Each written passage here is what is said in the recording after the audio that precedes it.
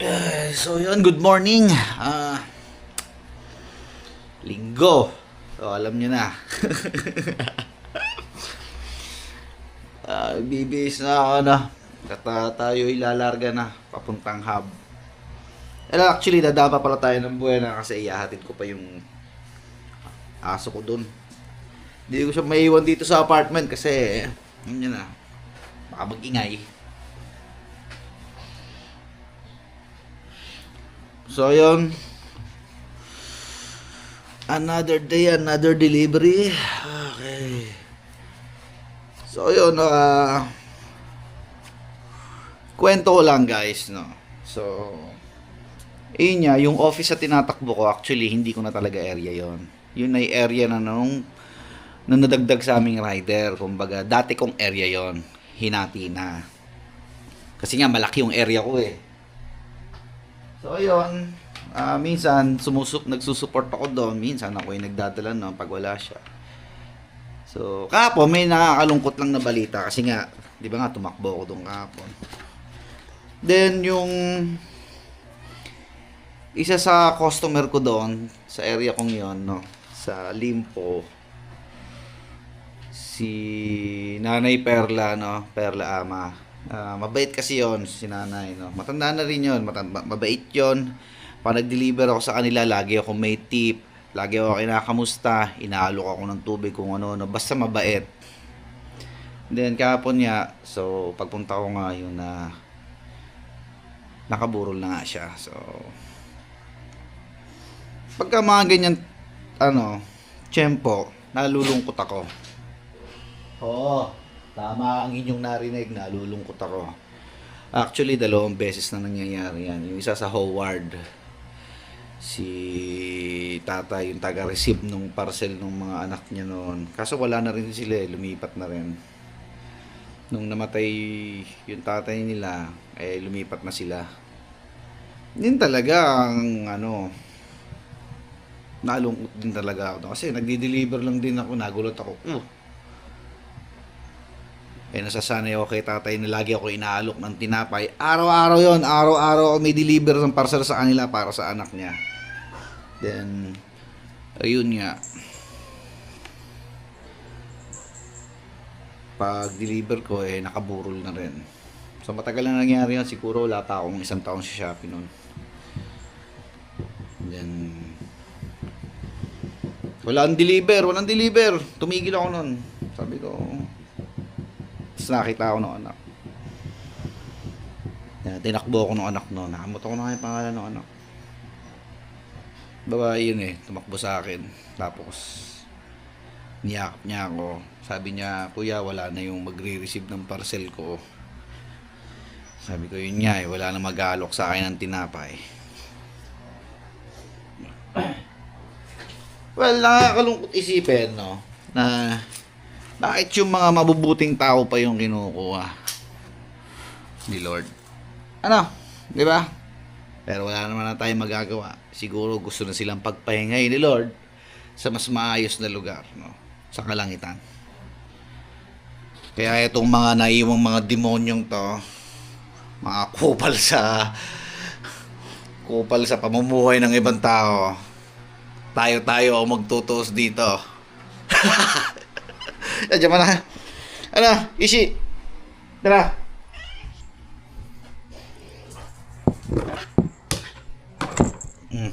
Maligarit itong pusang to Ito na. Kalalagay ko lang Ginahin mo agad.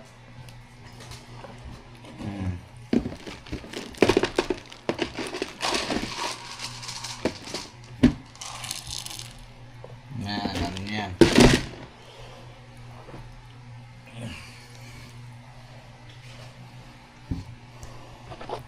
Si Ishi naman ay independent, so pwede ko siyang iwan dito sa apartment. Pero yung aso ko hindi. At magkakalat yan dito ng ihi at tae. So yun, biyahe muna So yun, time check, 11:55 AM. Wala na rin parating, kaya inantay na namin. Isang wave lang. Naalala ko noon guys, ito yung unang-una kong biniling jersey sa ano, sa Beyond Doubt. Ito yung unang-una kong nagustuhan. Tapos nawala na siya. Masungkit. So, siguro mga ilang araw ko lang sinucho, mga 2-3 beses. Tapos di ko alam kung nasungkit ba sa sampayan o ano. Oh, sinungkit ng ka-rider. Patay tayo diyan. Ito na, sungkit tinatanga. Wow, ba? Ilan yung lahat sa'yo? 160. 160. So, yun.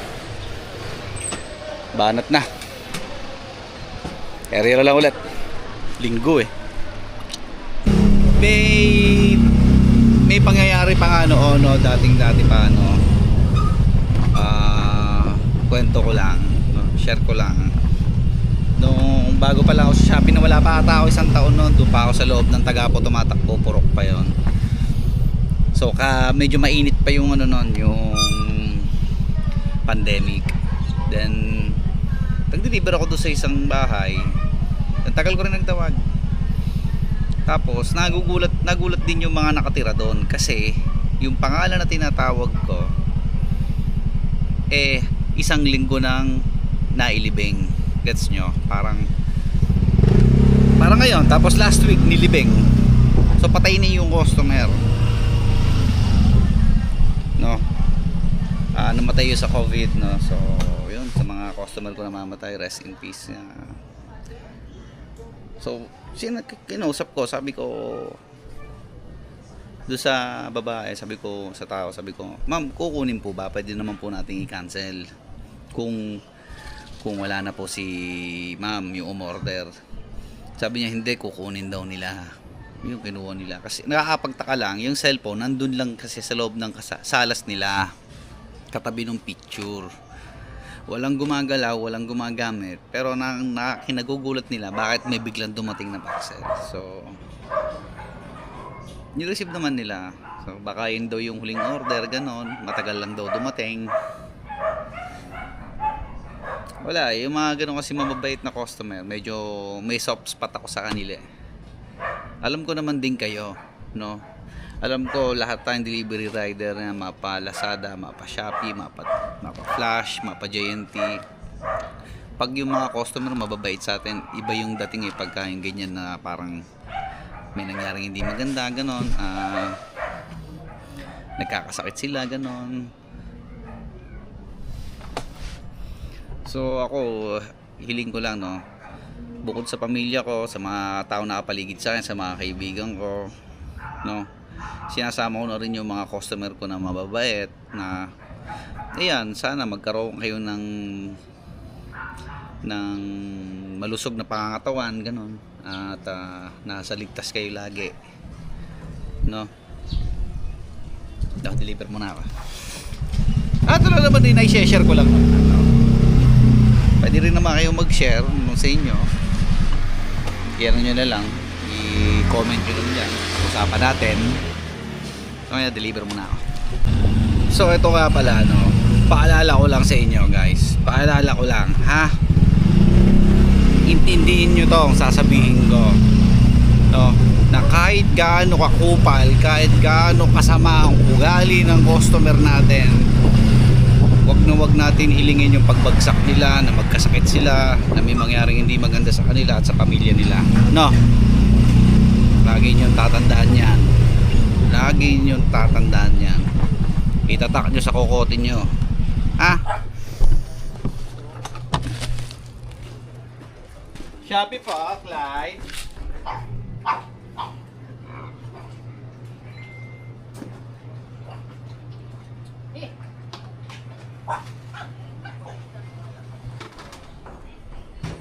Ay, daw na. Nakakasya man.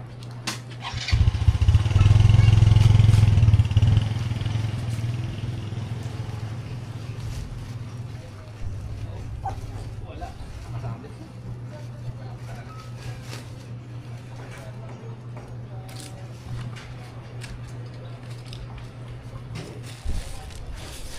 Alam niyo kung bakit sinabi ko yung mga bagay na yon? Kasi mahirap po sa atin babalik.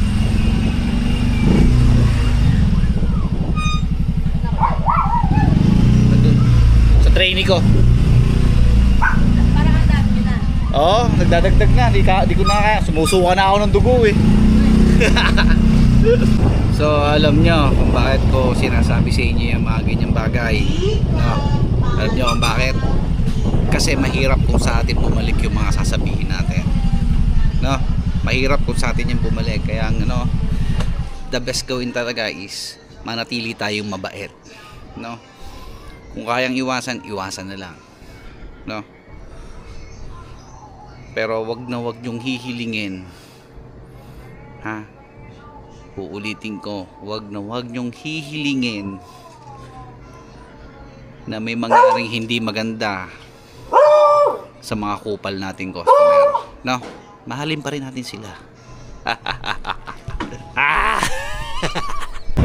Hindi sa pagmamayabang nga pala guys, no? Pero ang mga customer ko talaga mahilig lumabas ng Sabado at Linggo, no? Aray ko. So yun na nga, no? Isang magandang kwentuhan tong nangyari nito. Medyo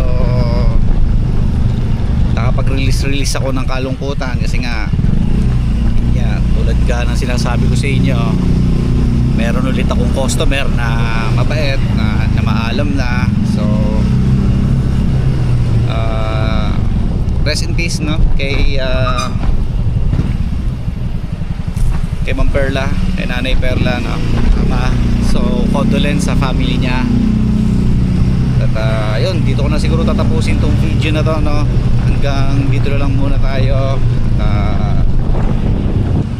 Maghahapit muna ako para maaga din ako makauwi. So ayun,